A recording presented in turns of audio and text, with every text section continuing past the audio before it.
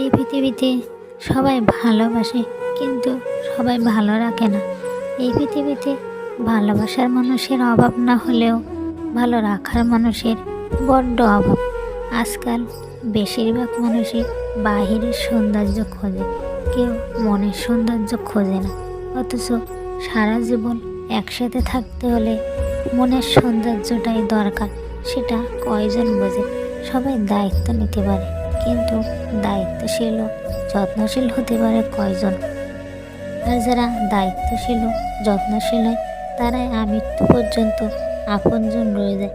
সব মিলিয়ে পৃথিবীতে সবাই ভালোবাসতে পারে, কিন্তু ভালো রাখতে পারে কয়জন? তাই সবশেষে ভালোবাসার মানুষের অভাব না হলেও ভালো রাখার মানুষের বড্ড অভাব।